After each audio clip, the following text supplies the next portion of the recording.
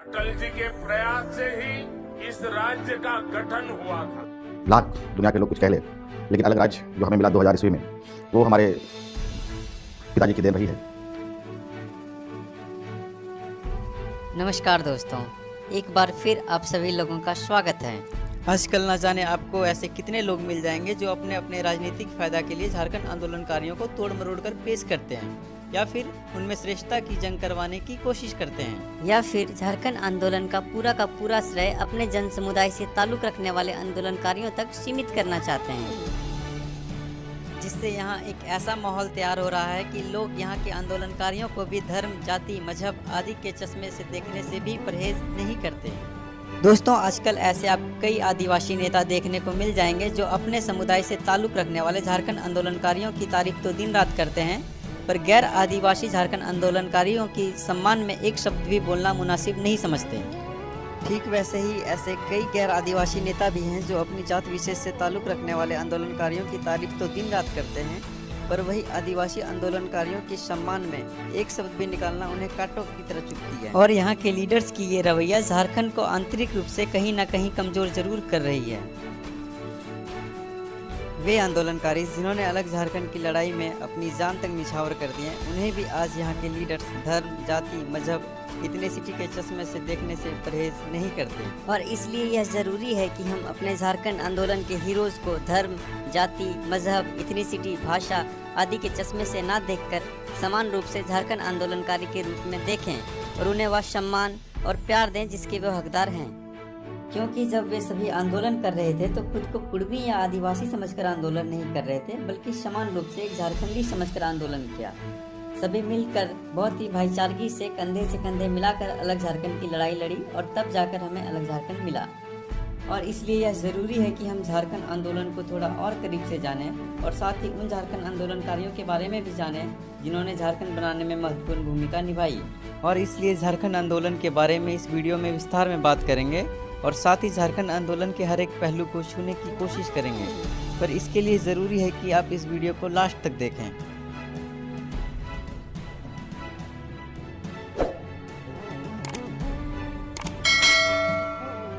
आमतौर पर सब यह मानते हैं कि साल 1912 में पहली बार अलग झारखंड की बात की गई थी, जब जे बार्थोलोमो ने ढाका विद्यार्थी परिषद की एक मीटिंग में अलग झारखंड से रिलेटेड प्रस्ताव रखा था।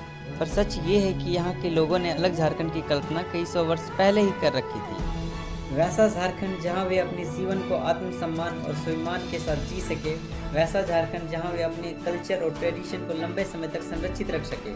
और इसके लिए यहाँ के लोगों ने हमेशा से ही संघर्ष किया है और अपनी मांग समय समय पर तत्कालीन अथॉरिटी के सामने बड़ी ही बेबाकी से रखी है, फिर चाहे मुगल हो, अंग्रेज हो या फिर इंडिपेंडेंस के बाद राज्य या केंद्र सरकारी क्यों न। लेकिन सरप्राइज करने वाली बात यह है कि बहुत सारे स्टेट जैसे कि गुजरात, आंध्र प्रदेश, केरल, यहाँ तक कि स्मॉल स्टेट जैसे कि नागालैंड आज़ादी के बहुत ही कम साल के अंदर नए स्टेट्स बन जाते हैं। वही झारखंड को लगभग 100 सालों तक अलग झारखंड की लड़ाई लड़नी पड़ती है।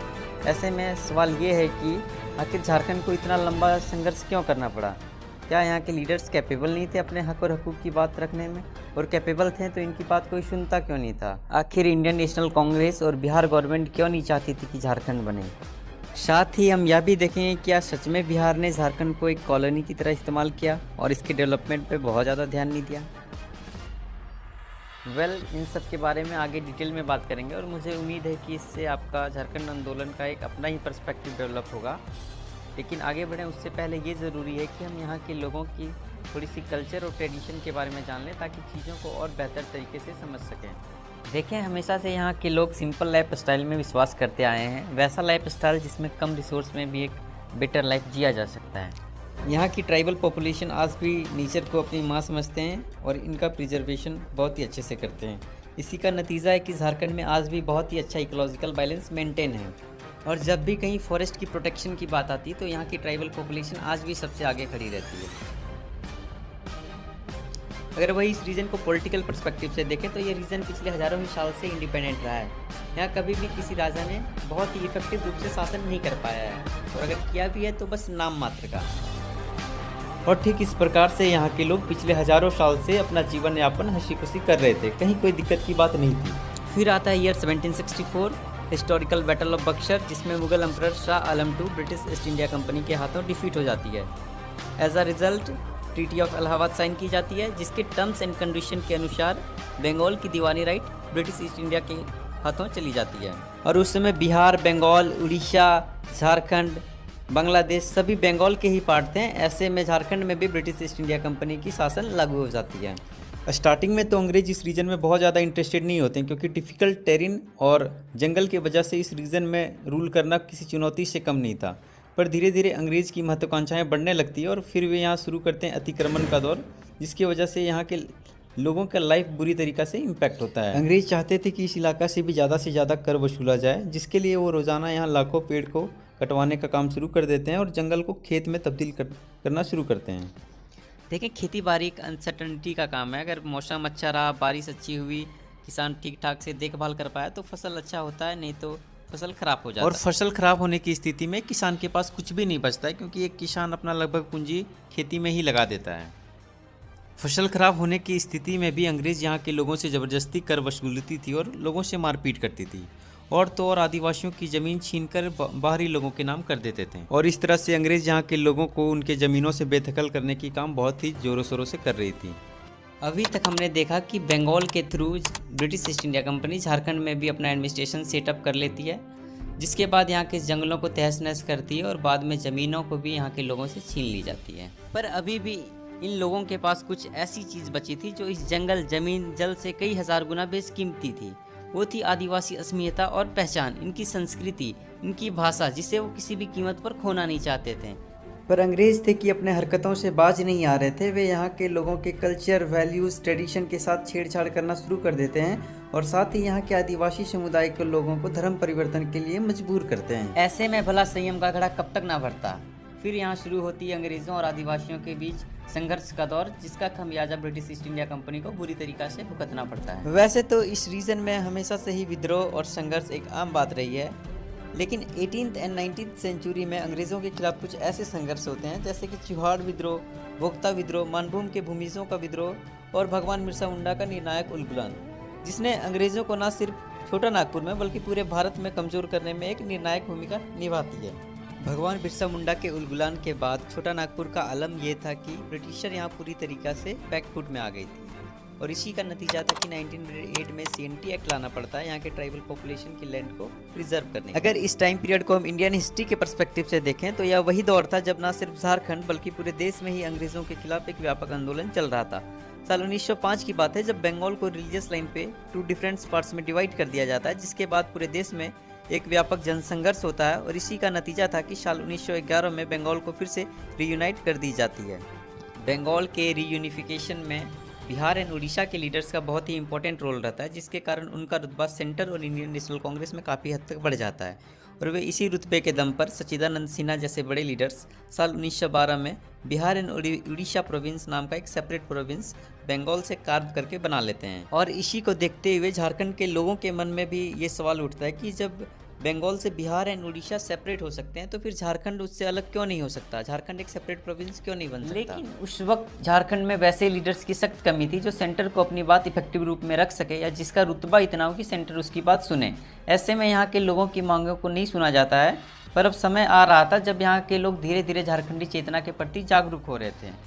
और इसी सेपरेट झारखंड से रिलेटेड बात रखने के लिए जे बार्थोलोमन ढाका स्टूडेंट काउंसिल की मीटिंग को ज्वाइन करते हैं, जहां उनकी बात को नहीं सुनी जाती है, जिसके बाद वो निराश होकर रांची लौट आते हैं और क्रिश्चियन स्टूडेंट ऑर्गेनाइजेशन नाम का एक संस्था बनाते हैं, जिसका मेन मोटो होता है यहाँ के लोगों का सोशल और इकोनॉमिक डेवलपमेंट।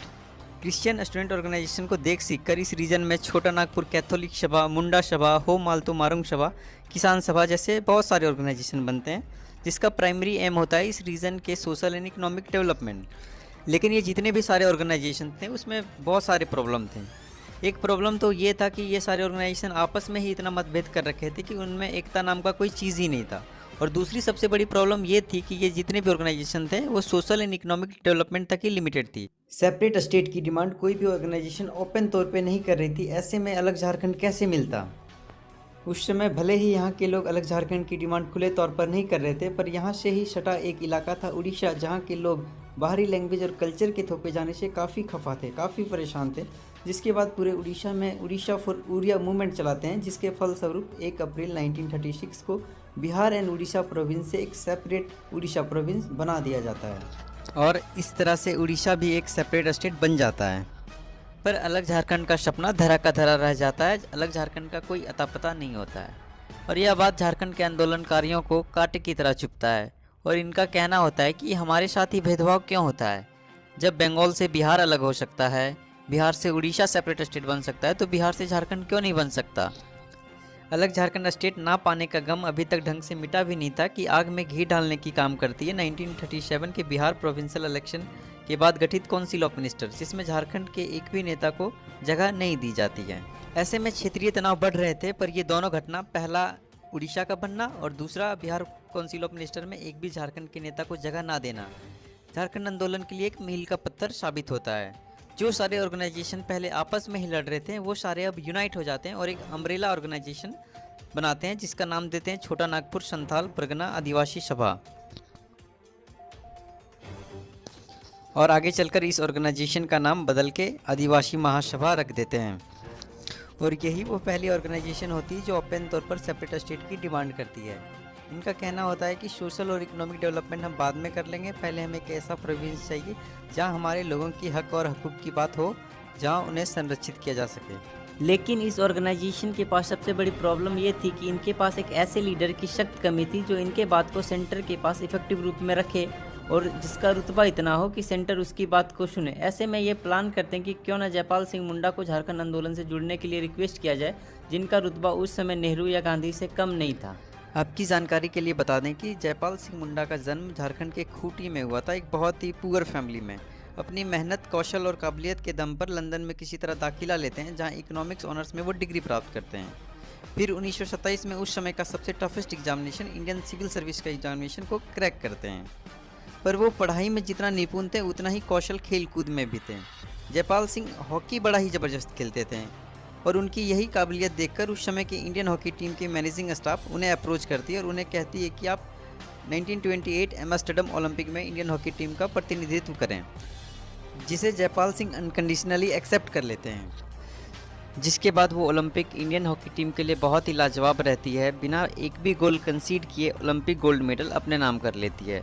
जिसके बाद जयपाल सिंह भारत लौट आते हैं और मोहन बगान फुटबॉल क्लब के मैनेजर के रूप में सर्व करते हैं, जिसके बाद वह क्लब एक नई ऊंचाइयां तक पहुंचती है।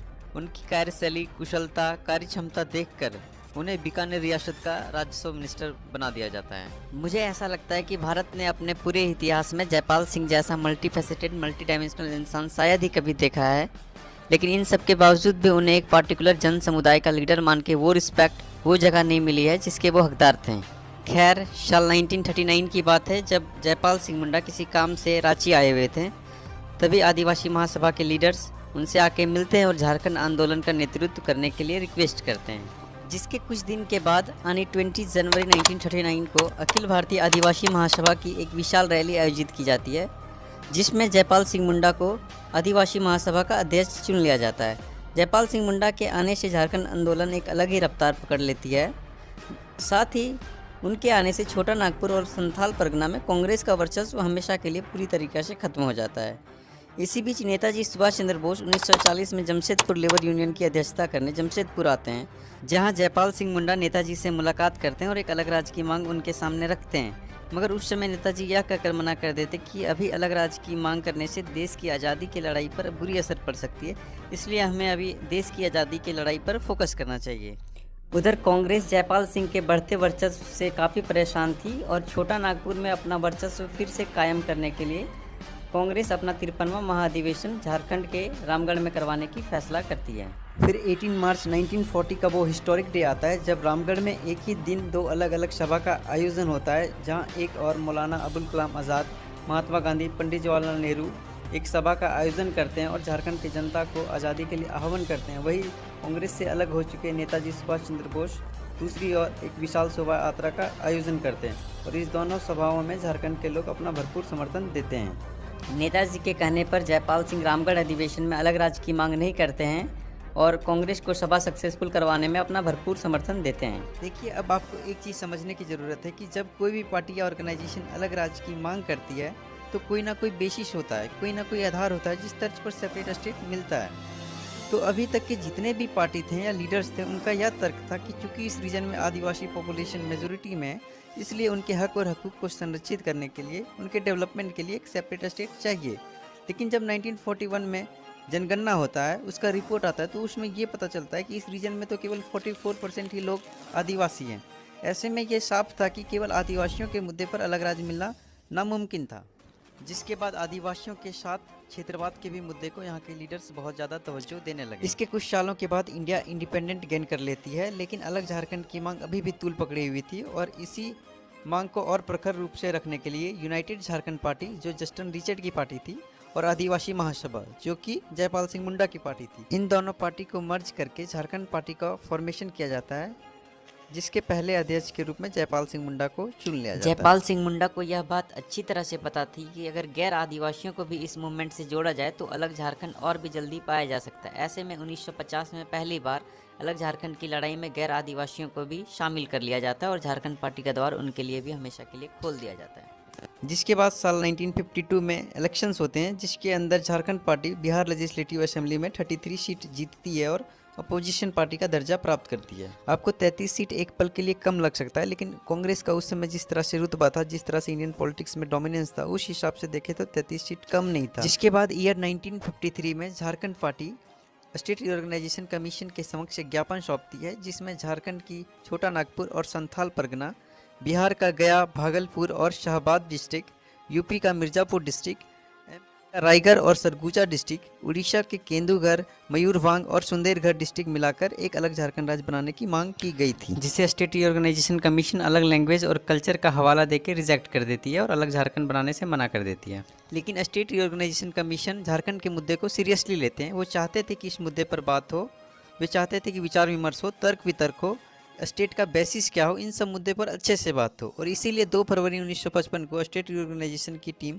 रांची आती है, जिसमें हृदयनाथ खुजराहो और के.एम. पनिकर जैसे प्रमुख मेंबर भी टीम के साथ आती है। जिसके बाद यह टीम खूंटी, चक्रधरपुर, चाईबासा, सरायकेला, जमशेदपुर, पुरुलिया और धनबाद का दौरा करती है और फिर यह टीम 5 फरवरी को रांची लौट आती है। इसी दौरान जयपाल सिंह को रांची में रहना था ताकि वो राज्य पुनर्गठन आयोग के समक्ष अलग राज्य के पक्ष में तर्क दे सके।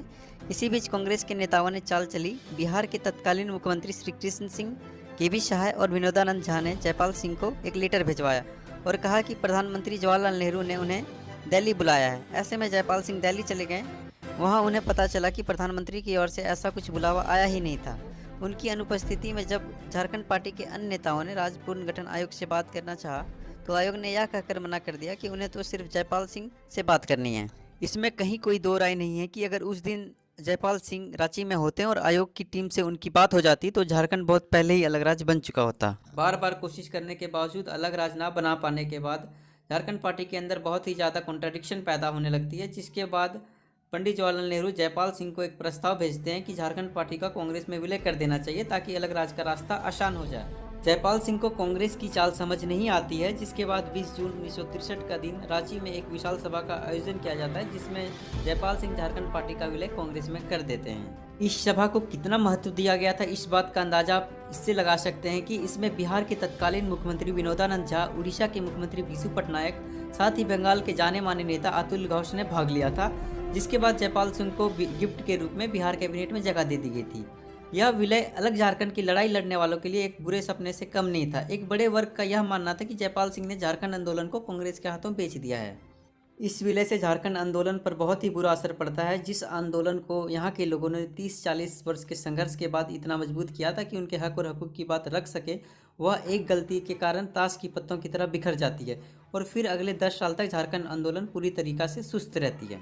देखिए, किसी ने कमाल की बात कही है कि बुरा वक्त तो सबका आता है, कोई उसमें बिखरता है, कोई निखरता है। ऐसे में झारखंड आंदोलनकारियों के लिए यह वक्त बिखरने के लिए नहीं बल्कि निखरने के लिए था। लेकिन झारखंड पार्टी का कांग्रेस में विलय हो जाने से झारखंड आंदोलन थोड़ा कमज़ोर जरूर पड़ गया था, पर यहाँ के लोगों ने कभी हार नहीं मानी, कभी घुटने नहीं टेके, शोषण और अत्याचार को कभी खुद पर हावी नहीं होने दिया। लेकिन यह 70 का वही दौर था जब यहाँ के लोगों को महाजनी प्रथा, ठेकेदारी प्रथा, विस्थापन, जैसे अनेक समस्याओं ने बुरी तरीका से जकड़ रखा था। और इन्हीं सब समस्याओं के खिलाफ AK राय, विनोद बिहारी महतो और शिबू सोरेन अपने अपने इलाके में अलग अलग बैनर तले पुरजोर आंदोलन चला रहे थे। इसी बीच शिबू सोरेन का मुलाकात बोकारो के जैना मोड़ में विनोद बिहारी महतो से होता है, जिसके बाद वे दोनों तय करते हैं कि वे दोनों धनबाद में AK राय के साथ बैठेंगे और आगे की रणनीति तय करेंगे। जिसके बाद 4 फरवरी 1972 को झारखंड मुक्ति मोर्चा नामक एक नया संगठन तैयार करते हैं। दरअसल 1 साल पहले बांग्लादेश आज़ाद हुआ था और उसमें बांग्लादेश मुक्ति वाहिनी की महत्वपूर्ण भूमिका रही थी, इसलिए उसी तर्ज पर झारखंड मुक्ति मोर्चा का नाम रखा गया। विनोद बिहारी महतो को अध्यक्ष और शिबू सोरेन को महासचिव चुन लिया जाता है और AK रॉय भी साथ में रहते हैं। इसके बाद कॉमरेड AK रॉय और विनोद बिहारी महतो कोयलांचल में मजदूरों को एकजुट करने का काम शुरू कर देते हैं। कोयला मजदूर सूदखोरों से काफ़ी परेशान थे। ये सूदखोर 400 to 600% सालाना ब्याज वसूलते थे। ब्याज वसूलने के लिए इन सूदखोरों के लठैत बस्तियों में या फिर पेमेंट काउंटर पर तैनात रहते थे। जो भी मजदूर इनके जाल में एक बार फंस जाता उसे निकलना नामुमकिन हो जाता। AK राय और विनोद बाबू के साथ आने से शिबू सोरेन का मनोबल काफ़ी बढ़ जाता है और वे भी महाजनों के खिलाफ सीधा मोर्चा खोल देते हैं। जिसके बाद शिबू सोरेन हजारीबाग, धनबाद और गिरिडीह डिस्ट्रिक्ट में महाजनों के खिलाफ लोगों को खड़ा करना शुरू करते हैं और साथ ही सामूहिक खेती, सामूहिक पशुपालन और रात्रि पाठशाला के जरिए रचनात्मक काम भी शुरू करते हैं। लेकिन उनकी असल लड़ाई तो तब शुरू हुई जब उन्होंने धान काटो अभियान शुरू किया। महाजनों ने धोखे से आदिवासियों की ज़मीनों पर कब्जा कर लिया था। उसी ज़मीन पर उन्हीं आदिवासियों से खेती करवाते और फसल पकने पर महाजन फसल काट कर ले जाते। इसे देखते हुए शिबू सोरेन ने टुंडी, पलमा, तोपचाची, बगोदर जैसे अनेक जगहों में हजारों आदिवासियों की सभा बुलाई और इन सभाओं में नारा दिया कि जोतने वाला ही धान काटेगा, सूदखोरों को मार भगाओ, आदिवासियों की ज़मीन वापस करो। इन नाराओं और सभाओं का जोरदार असर भी होता है। अक्टूबर में जब धान पक चुका था तब डुमरी, रामगढ़, कतरास, बेलियाटांड जैसे अनेक जगहों पर शिबू सोरेन के एक इशारे पर आदिवासी महिलाएं धान के खेत में उतर जाती है और धान काटना शुरू कर देते हैं। आदिवासी पुरुष तीर धनुष लेकर बाहर पहरा देते हैं और साथ ही नगाड़ा बजाकर इन महिलाओं का उत्साह बढ़ाते हैं। किसी महाजन की हिम्मत नहीं होती कि वो उनका विरोध कर सके। कुछ जगहों पर महाजनों ने पुलिस बुलाई और इसी दौरान कई जगहों पर पुलिस महाजनों के खिलाफ आंदोलनकारियों का संघर्ष होता है और इसमें कई लोग मारे भी जाते हैं। जिसके बाद शिबू सोरेन और विनोद बाबू पर दर्जनों केस लाद दिए जाते हैं। इसके बाद शिबू सोरेन पारसनाथ की पहाड़ियों में अंडरग्राउंड चले जाते हैं और वहीं से आंदोलन चलाते हैं। पुलिस ने कई बार गिरफ्तार करने की कोशिश भी की पर वो नाकाम रहती है। इसी बीच 25 जून 1975 का वह काला दिन आता है जब Indira Gandhi government Indian democracy को खतरे में डालकर नेशनल इमरजेंसी डिक्लेयर करती है। जिसके बाद देश भर में मीसा एक्ट के थ्रू गिरफ्तारियां होती है और उसी दौरान विनोद बिहारी महतो को भी अरेस्ट कर लिया जाता है। लेकिन शिबू सोरेन तब भी शांत नहीं बैठते हैं और जंगल से ही वे सक्रिय रूप से आंदोलन चलाते हैं। लेकिन समय व परिस्थितियां ऐसे बनती है कि वे कांग्रेसी नेता ज्ञान रंजन और उस समय के धनबाद के तत्कालीन उपायुक्त KB सक्सेना की मदद से बोकारो एयरपोर्ट पर आत्मसमर्पण कर देते हैं और फिर 2 महीने की सजा के बाद शिबू सोरेन को रिहा कर दिया जाता है। पर उनके आत्मसमर्पण की वजह से विनोद बिहारी महतो काफी खफा हो गए थे। वे नहीं चाहते थे कि शिबू सोरेन आत्मसमर्पण करे, जिसके बाद दोनों में काफी मतभेद हो जाती है। और उसके कुछ महीनों के बाद जब 21 मार्च 1970 को इमरजेंसी खत्म की जाती है और फिर जब इलेक्शन होते हैं तो देश में पहली बार गैर कांग्रेसी सरकार बनती है और इंदिरा गांधी गवर्नमेंट को सत्ता से बाहर जाना पड़ता है। जनता पार्टी की गवर्नमेंट बनती है और मोरारजी देसाई पहले गैर कांग्रेसी प्रधानमंत्री के रूप में शपथ लेते हैं। और ऐसे में झारखंड आंदोलनकारियों के मन में ये उम्मीद जगती है कि कम से कम गैर कांग्रेसी सरकार अलग झारखंड के मुद्दे को समझेगी और समर्थन देगी। और अलग झारखंड से ही रिलेटेड बात करने के लिए झारखंड पार्टी प्रमुख NI होरो प्रधानमंत्री मोरारजी देसाई से मिलने पहुंचते हैं, जिसमें वे प्रधानमंत्री मोरारजी देसाई के सामने अलग झारखंड की मांग रखते हैं। लेकिन मोरारजी देसाई तो कांग्रेस गवर्नमेंट से भी एक कदम आगे निकलते हैं और वे कहते हैं कि वे सभी लोगों को खुश कर देंगे जिससे कोई भी अलग झारखंड राज्य की मांग नहीं करेगा। जिसके बाद NI होरो प्रधानमंत्री मोरारजी देसाई से ये पूछते हैं कि आप ये काम करेंगे कैसे, जिसके जवाब में मोरारजी देसाई कहते हैं कि वे इस क्षेत्र को अधिक से अधिक पैसा देंगे और साथ ही बिहार सरकार को साफ साफ कहेंगे कि अगर उसने इस रीजन की उपेक्षा की तो वो छोटा नागपुर को हमेशा के लिए खो देगा। जिसे सुनकर NI होरो बुरी तरीका से चिढ़ जाते हैं और प्रधानमंत्री को जवाब देते हैं कि यह निर्णय ठीक वैसे है जैसे बाघ को बकरी की रक्षा करने की जिम्मेवारी सौंपी जाए। जिसके बाद NI होरो निराश होकर वापस झारखंड लौट आते हैं और आंदोलन को मजबूत करने पे ध्यान देते हैं और फिर यहाँ के लीडर्स इस आंदोलन को और भी तेज कर देते हैं और फिर ये आंदोलन अपने पीक पर होता है। जिसके बाद JMM की ओर से संथाल परगना में शिबू सोरेन, गिरिडीह धनबाद में विनोद बिहारी महतो और हजारीबाग में टेकलाल महतो आंदोलन की अगुवाई करने की जिम्मेवारी लेते हैं। वही झारखंड पार्टी की ओर से बागुन सोमराय और देवेंद्र माझी शिबू में झारखंड आंदोलन की अगुवाई करते हैं। इसी दौरान कोल्हान में जंगल की बड़ी तेजी से सरकार द्वारा कटाई की जा रही थी ताकि इस रीजन में कमर्शियल प्लांटेशन की जा सके और साथ ही साल की जगह सागवान के पौधे लगाए जा रहे थे। ऐसे में जंगल को संरक्षण करने के लिए झारखंड पार्टी के प्रमुख एनआई होरो कोल्हान पहुंचते हैं और 15 अगस्त को सीधी कार्रवाई की घोषणा कर देते हैं। देखते ही देखते यह आंदोलन पोड़ाहाट से सरंडा तक फैल जाता है। आंदोलनकारी सरकार की इस नीति से काफी खफा थे, काफी गुस्से में थे। ऐसे में वे आर या पार के मूड में थे। आंदोलनकारियों की उग्र तेवर को देखते हुए बिहार सरकार पूरे कोल्हान में भारी संख्या में सीआरपीएफ की तैनाती कर देती है, लेकिन आंदोलनकारियों पुलिस से एक कदम आगे निकलते हैं और वे पुलिस को आने जाने से रोकने के लिए जगह जगह पेड़ काटकर रोड जाम कर देते थे। पुलिस इसे हटाने की कोशिश करती है और इसी दौरान पुलिस पर वे हमला कर देते हैं। ऐसे में पुलिस और आंदोलनकारियों में तनाव काफी बढ़ जाते हैं, जिसके बाद कोल्हान में शुरू होता है पुलिस गोलीकांड का वह क्रूर दौर, जिसमें पुलिस एक से बढ़कर एक गोलीकांड को बहुत ही क्रूरता से अंजाम देती है। इसी बीच 8 सितंबर 1980 का वह काला दिन आया जब झारखंड आंदोलनकारियों को गोवा में पुलिस ने अस्पताल परिसर में एक लाइन में लगाकर गोलियों से भून दिया। इस घटना के बाद झारखंड आंदोलन काफी तेज और उग्र हो जाती है और जेएमएम का पकड़ शिबू में काफी हद तक बढ़ जाती है। इसके बाद 1980 का लोकसभा चुनाव होता है, जिसमें शिबू सोरेन दुमका से लोकसभा चुनाव जीतते हैं और झारखंड मुक्ति मोर्चा के पहले सांसद बनते हैं। पर इसके कुछ समय के बाद शिबू सोरेन का विनोद बिहारी महतो और ए.के. रॉय से मतभेद हो जाता है, जिसके कारण वे दोनों जेएमएम और शिबू सोरेन से अलग हो जाते हैं। विनोद बिहारी महतो और ए.के. रॉय के अलग होने से जेएमएम एक बार फिर कमजोर पड़ जाता है, लेकिन इन सब घटना के बावजूद भी शिबू सोरेन आगे बढ़ने का निर्णय लेते हैं और युवा चेहरा निर्मल महतो को जेएमएम का केंद्रीय अध्यक्ष का बागडोर सौंप देते हैं। नए अध्यक्ष निर्मल महतो का यह मानना था कि केवल जेएमएम के बल पर अलग झारखंड पाना मुश्किल होगा, उग्र आंदोलन की जरूरत पड़ सकती है और इसलिए जरूरी है कि जेएमएम का एक स्टूडेंट विंग बने। और इसके लिए साल 1986 में जमशेदपुर में AASU मतलब ऑल आसम स्टूडेंट यूनियन के तर्ज पर ऑल झारखंड स्टूडेंट यूनियन का गठन किया जाता है, जिसका अध्यक्ष प्रभाकर तिर्की और महासचिव सूर्य सिंह बेसरा को बनाया गया। निर्मल महतो चाहते थे कि आजसू के नेता कार्यकर्ता असम, बोडो और गोरखालैंड के आंदोलनकारियों की तरह छापेमार युद्ध का प्रशिक्षण लें, इसलिए उन्होंने आजसू के लीडर्स को असम और गोरखालैंड का दौरा करने के लिए कहा था। लेकिन इसी बीच 8 अगस्त 1987 को निर्मल महतो की गोली मारकर हत्या कर दी जाती है। निर्मल महतो की हत्या के बाद मानो झारखंड में तूफान सा खड़ा हो जाता है और उसके अंतिम संस्कार में लाखों लोग भाग लेते हैं।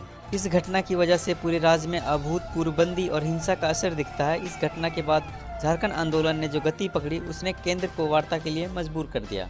लेकिन झारखंड आंदोलन को असल बल तब मिलता है जब साल 1988 में पहली बार आगरा अधिवेशन में बीजेपी ने अलग वनांचल राज्य का खुला समर्थन कर दिया। बीजेपी के बड़े नेता इंदर सिंह रामधारी और मुरली मनोहर जोशी ने अलग वनांचल राज्य के पक्ष में पुरजोर तर्क दिया। यह पहली बार था जब कोई नेशनल पार्टी अलग झारखंड को पुरजोर तरीके से समर्थन कर रहा था। इधर आजसू लगातार ताकतवर होती जा रही थी। आजसू के बंदी का आह्वान का असर दिखता था।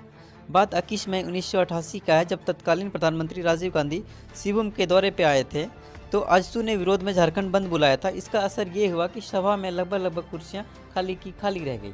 1990 आते आते आजसू और भी ज्यादा उग्र रूप ले लेती है। हिंसा, तोड़फोड़, रेल पटरियां उड़ाना उनके लिए एक आम बात हो गई। और इसी उग्र तेवर को देखते हुए 1989 में केंद्रीय गृह मंत्री बूटा सिंह आजसू को वार्ता के लिए दिल्ली बुलाती है। उस मीटिंग में आजसू की तरफ से सूर्य सिंह बेसरा और प्रभाकर तिर्की भाग लेते हैं, लेकिन वो वार्ता पूरी तरीका से विफल रहती है, अनसक्सेसफुल रहती है। इसके कुछ सालों के बाद 2 दिसंबर 1991 को लोकसभा में केंद्रीय गृह मंत्री बूटा सिंह घोषणा करते हैं कि केंद्र अलग झारखंड राज्य के गठन के विरोध में नहीं है, वो रोड़ा नहीं अटका रहा, पर उसकी भी अपनी मजबूरी है। ऐसे में सवाल ये था कि आखिर कांग्रेस के पास ऐसी कौन सी मजबूरी थी जो उसे अलग झारखंड गठन करने से रोक रही? देखिए, कांग्रेस की जिस मजबूरी के बारे में मैं यहाँ बात कर रहा हूँ वो थी उस समय के कांग्रेस के सेंटर गवर्नमेंट में बिहार के लीडर्स का डोमिनेंस, जिनके सपोर्ट की वजह से ही कांग्रेस सेंटर में रूल कर पा रही। ऐसे में साफ था कि बिहार के लीडर्स के सपोर्ट के बिना, उनके सहमति के बिना कांग्रेस के लिए अलग राज्य बनाना लगभग इम्पॉसिबल था। पर एक सवाल और ये भी है कि आखिर बिहार के लीडर्स कभी क्यों नहीं चाहते थे कि झारखंड एक सेपरेट स्टेट बने? हाँ, इसका एक पॉसिबल आंसर ये हो सकता है कि कोई भी स्टेट या उसके लीडर्स नहीं चाहते हैं कि उसका स्टेट डिसइंटीग्रेट करे। लेकिन पूरी बात यहीं तक सीमित नहीं है। इस मुद्दे को और बेहतर तरीके से तब समझ सकते हैं जब हम 90s का, उस समय के नॉर्थ बिहार यानी अभी के बिहार और साउथ बिहार यानी अभी के झारखंड का लेवल ऑफ डेवलपमेंट को कंपैरिजन देखें। अगर हम 90s की बात करें तो बिहार के टोटल रेवेन्यू कलेक्शन में से 70% हिस्सा झारखंड वाले रीजन से कलेक्ट होता था, पर इस रीजन के डेवलपमेंट के लिए टोटल रेवेन्यू का 1/3 भी यूटिलाइज नहीं किया जाता था। वहीं अगर डेवलपमेंट के और भी पैरामीटर देखें तो वहाँ पर भी डेवलपमेंट डिस्पैरिटी साफ साफ दिखती है। अगर हम बिहार की बात करें तो 90s में 20% लैंड ऐसे थे जहाँ आर्टिफिशियल इरिगेशन फैसिलिटी अवेलेबल थी, पर झारखंड में यह क्वांटिटी केवल 5% ही थी। वही परसेंटेज ऑफ इलेक्ट्रीफाइड विलेजेस की बात किया जाए तो बिहार में 40% ऐसे विलेजेस थे जो इलेक्ट्रीफाइड थे, जबकि झारखंड में केवल 5% ही विलेजेस ऐसे थे जिसमें इलेक्ट्रिसिटी की फैसिलिटी अवेलेबल थी। साथ ही अगर पॉलिटिकल डिस्पैरिटी की बात की जाए तो विनोदानंद झा को छोड़कर एक भी सीएम ऐसे नहीं थे जो झारखंड रीजन से थे। मुझे ये नहीं पता कि ये कहना कितना गलत या सही होगा कि बिहार के लीडर्स ने इस रीजन को एक कॉलोनी की तरह इस्तेमाल किया, पर यह बात 100% सही है कि इस रीजन के डेवलपमेंट में उन्होंने बहुत ज़्यादा ध्यान नहीं दिया और इसे इस्तेमाल किया। खैर मुझे अब ये लगता है कि आपको ये बात अच्छी तरीक़ा से समझ में आ गया होगा कि क्यों बिहार के लीडर्स नहीं चाहते थे कि झारखंड एक अलग राज्य बने। खैर इसी बीच 1991 का लोकसभा इलेक्शन होता है जिसमें जेएमएम के 6 सांसद चुने जाते हैं और यह वही दौर था जब कांग्रेस का वर्चस्व बिहार से हमेशा के लिए खत्म हो रहा था और लालू यादव एक बड़े नेता के रूप में उभर रहे थे। और फिर साल 1994 में कांग्रेस अपने सीनियर लीडर राजेश पायलट को रांची के दौरे पर भेजते हैं, जिसके बाद वे बिहार के लालू सरकार को झारखंड एरिया ऑटोनोमस काउंसिल का गठन करने के लिए कहते हैं। और फिर साल 1996 में छोटा नागपुर और संथाल परगना के 18 जिलों को मिलाकर झारखंड एरिया ऑटोनोमस काउंसिल का गठन कर दिया जाता है। लेकिन जैक गठन के कुछ ही महीनों के बाद शिबू सोरेन और सूरज मंडल जैसे बड़े जेएमएम लीडर पर चार्जशीट दायर कर दी जाती है, जिसके कारण वे 1996 के लोकसभा इलेक्शन के लिए डिस्क्वालीफाई कर जाते हैं।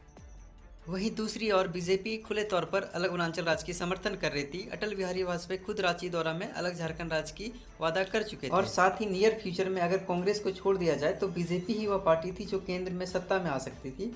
और इन सब कारणों की वजह से बीजेपी को 1996 के लोकसभा इलेक्शन में यहाँ की जनता का भरपूर समर्थन मिलता है। 16 कॉन्स्टिट्यूएंसीज वाले इस रीजन में से 14 लोकसभा सीट बीजेपी आसानी से जीत जाती है। लेकिन झारखंड आंदोलन का असल ट्विस्ट तो 2000 के बिहार असेंबली इलेक्शंस के रिजल्ट के बाद आती है, जिसमें लालू प्रसाद की आरजेडी सबसे बड़ी पार्टी बनकर उभरती है। लेकिन मजे की बात ये थी कि 324 सदस्यीय सदन में एनडीए और सहयोगी दलों के पास 151 विधायक थे, जबकि लालू प्रसाद यादव के खेमे में 159 विधायक थे।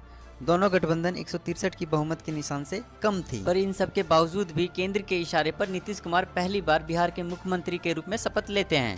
पर नीतीश कुमार मामला की गंभीरता को देखते हुए सदन में अपनी बहुमत साबित करने से पहले ही इस्तीफा दे देते हैं, जिसके बाद लालू यादव की राजनीतिक पैतरेबाजी के बाद राबड़ी देवी मुख्यमंत्री पद की शपथ लेती है। इसी बीच Bihar reorganisation bill Bihar assembly में पारित होता है, जिसमें कांग्रेस उस समय के आरजेडी सरकार के सामने यह शर्त रखती कि वे तभी इस सरकार को चलने में समर्थन देगी जब लालू यादव खुद बिहार रीऑर्गेनाइजेशन बिल का समर्थन करेंगे और अलग झारखंड बनाने के लिए रास्ता देंगे। ऐसे में लालू यादव की सरकार के पास 2 ऑप्शन होते हैं, या तो इस बिल का समर्थन कर अपनी सरकार को बचा ले या फिर इस बिल का विरोध करके अपने स्टेट को टूटने से बचा ले। और फिर सोच समझने के बाद वे इस बिल को समर्थन कर देते हैं और अलग झारखंड के लिए रास्ता देते हैं, जिसके बाद यह बिल पार्लियामेंट में पेश की जाती है, जहां दोनों सदनों में बीजेपी और कांग्रेस दोनों के समर्थन से बहुत आसानी से पारित हो जाती है। और फिर फाइनली 15 नवंबर 2000 का वो हिस्टोरिक डे आता है जब यहाँ के लोगों को इतने सालों के संघर्ष के बाद एक सेपरेट स्टेट मिलता है और फिर बीजेपी के बाबूलाल मरांडी इस स्टेट के पहले सीएम के रूप में शपथ लेते हैं।